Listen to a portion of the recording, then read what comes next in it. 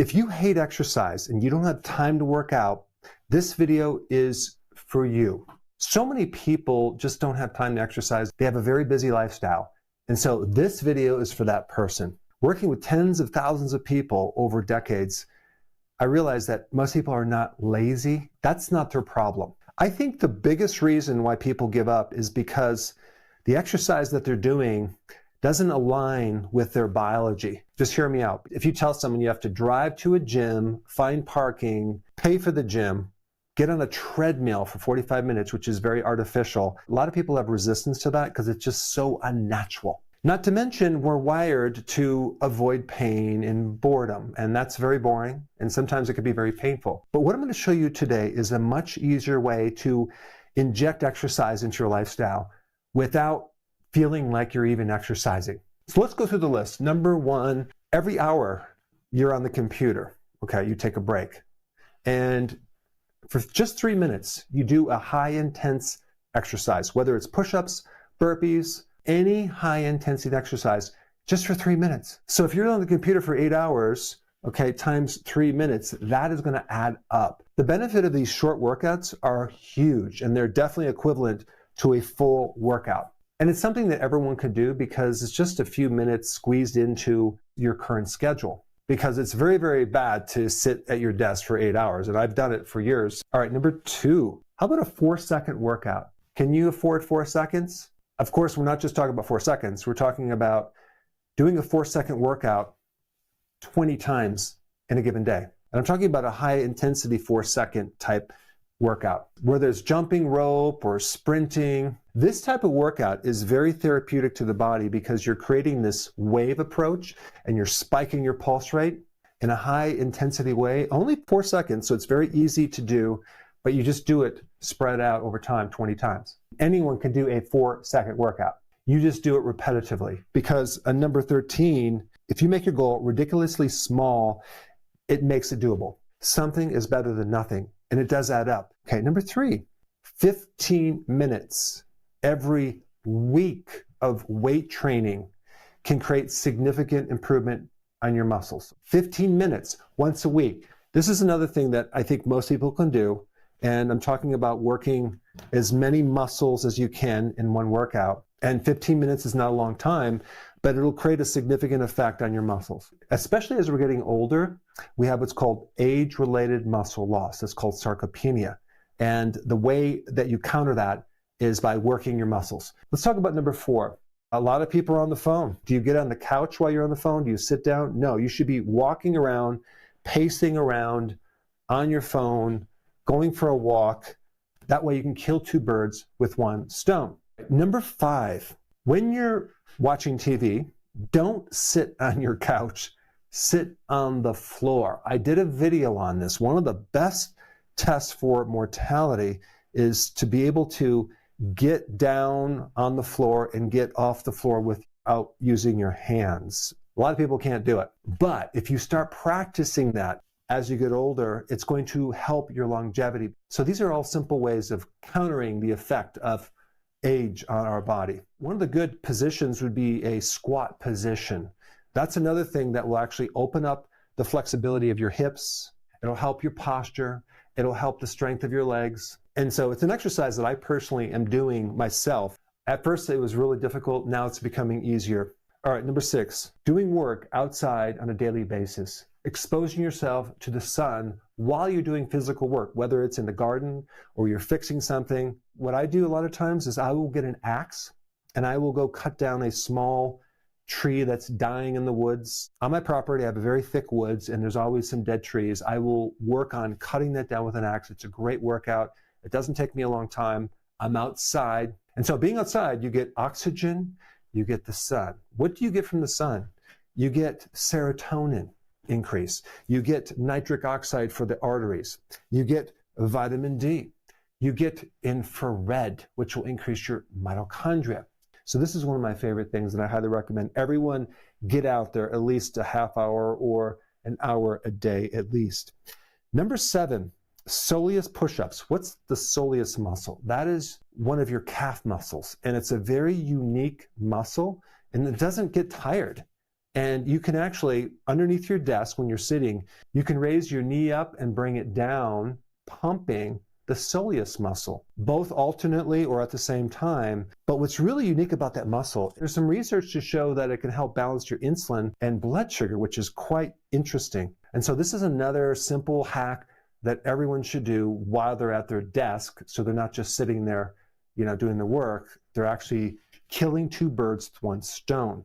Let's talk about number 8, walking after each meal. This is another thing I highly recommend. After you eat, go for a walk, go for a 15-minute walk to burn off any sugar that you just consumed in your diet. Because if you consume some sugar and you don't burn it off, guess what? It's going to be stored as fat. Number 9 is just an extra thing you can do. You're adding more weight to the body. They have these weighted vests, and some of them are 5 pounds, 10 pounds, 20 pounds, up to 50 pounds, which actually adds more resistance to your workout. And it's just another extra little thing that you can do if that interests you.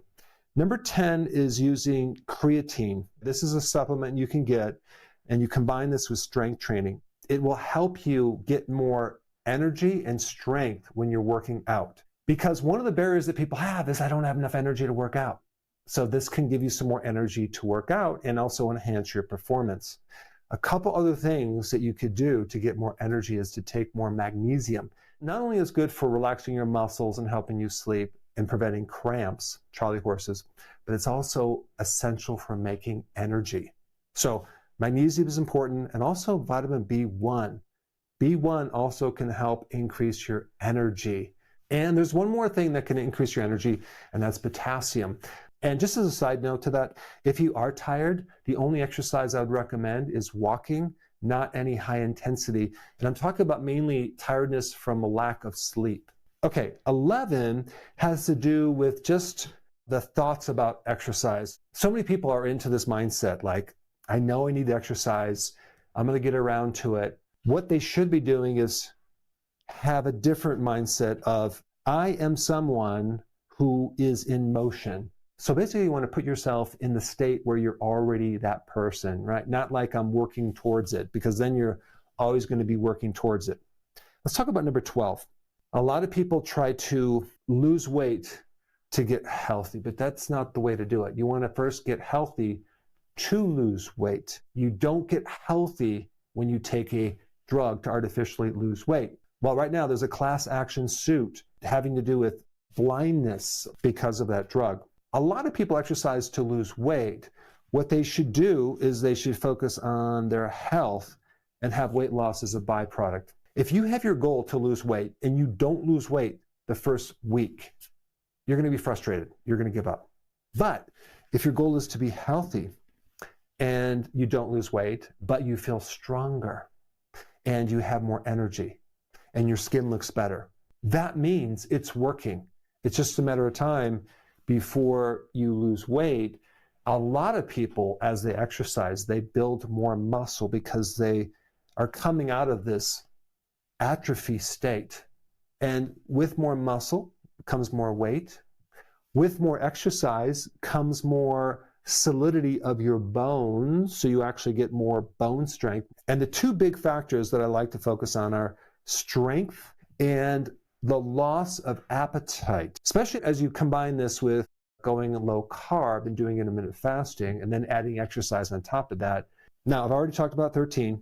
Any goals that you have, if they're too big, just break down the goal to tiny goals and make it easier for you to get there. Let's talk about 14. There's something called NEAT, non-exercise activity thermogenesis. Instead of taking the elevator, you're taking the stairs. Instead of parking very close to a store, you're parking further away to walk. Instead of sitting at your desk, get one of those standing desks where you're standing, you're adding more effort. Our bodies were designed and developed for a lot of motion, okay? And the problem in modern day time is we don't have a lot of motion. We're so sedentary. So this is just a simple technique for that. Number 15 is kind of what we talked about here, but micro workouts. A lot of times I get busy with a lot of different projects, but I always will do a short little tiny workout, and sometimes it's only a few minutes, and then I might squeeze in another workout a little bit later, and then another workout later. So these micro workouts do accumulate, and sometimes they're actually better than a full workout because you're creating this nice spike in a wave of intensity, but you're allowing your body to rest. 16, change your environment. Let's say, for example, in a part of your house, you have a door frame and you put a pull-up bar in there. So every time you go into that room, you have to do 4 pull-ups. Or let's say you have an exercise band close to your couch where you're watching TV, and you have to do some band exercise. Or let's say you have a yoga mat next to your bed. Every time before you go to bed, you do some stretches. I was trying to talk to my wife about this. I can't get her agreement on this, but I was thinking about building a climbing wall that I have to get to my office by climbing around the room. That way I can get a good workout and I don't have to walk through the living room. But she didn't really go for it. I'm going to still work on her. Maybe she'll let me do it. Now, 17, if we look at the difference between a high intensity interval training versus a long jog, go for the high intensity interval training. There's a lot more benefit. If we're looking at time and a lack of time, like I don't have time to go for an hour jog, but I definitely have time for a 10-minute high intensity interval training. I can squeeze that in any different time. And so the combination of the high intensity and using multiple muscle groups at the same time can create huge changes in your health that you can't get from these long jogs. Some of these athletes that are long distance runners, they develop calcification in their arteries because they get inflammation in the arteries from all the stress of that exercise. There was a certain test that I had a while ago called a metabolomic test. And when they tested me, they noticed a high level of inflammation. And they noticed a very low level of vitamin C. And I go, wait a second, I consume a lot of vitamin C in my diet. Eating perfectly, what is going on? And what was going on was I was overtraining and I didn't even know it. I love to exercise. Exercise gives me a lot of energy, but I like to push myself. And sometimes I don't even realize the soreness that's going on in my body. All I did was cut back on the workout a little bit and do long walks. And then I worked out intensely every other day. And my vitamin C went to normal without changing my diet. And the inflammatory markers went down. This also brings up another point about sleep. If your sleep sucks, you're not going to get benefits from all the things you're doing. You can control your own health with lifestyle changes. Okay, number 18, get a buddy or a trainer.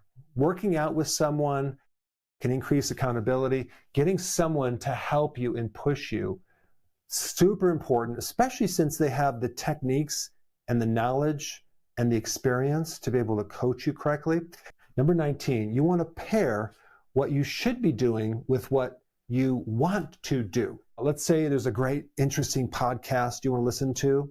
Basically, play it on your phone, on the speakerphone, and go for a long hike, okay, through nature while you're listening to the podcast. Or play the podcast while you're working out at the gym. If there's a great Netflix movie you want to watch, or it's on Prime, or it's on TV, go ahead and do your workout right in your living room while you're watching this program, or exercise during the commercials. Now, I know with my wife, she hates the treadmill. And so with her, she's way more motivated to do this dance routine than just to keep it boring. One of the best tests to look at fitness, it's called VO2 max. And VO2 max is the amount of oxygen your cells can consume. So we need oxygen to make energy. That's why we need oxygen, okay, to make ATP. And so the last step of this whole biochemical machine requires oxygen. One simple way to do it is to measure your resting pulse rate.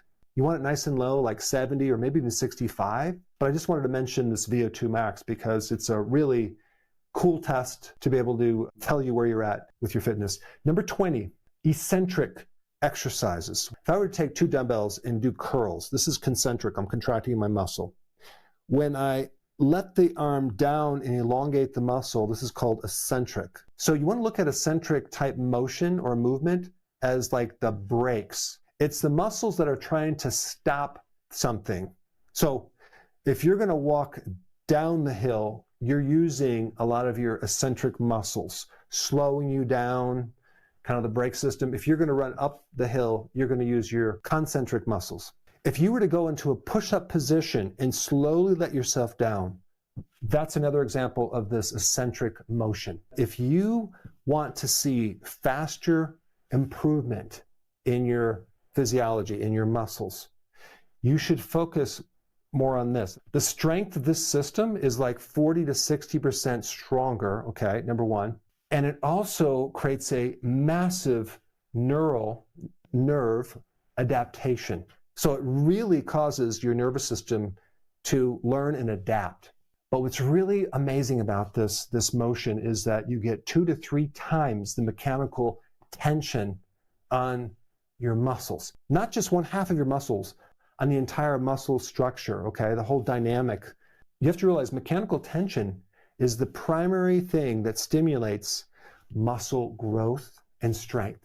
And it's the single most effective exercise for chronic tendinopathy, which are basically problems with your tendons. It's a great therapy for anything related to tendon problems. You also increase stem cells. On top of all those benefits, it is the absolute best thing to slow down age-related muscle loss. That's called sarcopenia. And I will put some links down below of how to do some of these exercises, but I wanted to put this on your radar to make you more aware that there are certain types of exercise that you can get more benefit than other types of exercises. So I created this other video to get the maximum benefit from exercise, but focusing more on your diet in this video right here. So check it out right now.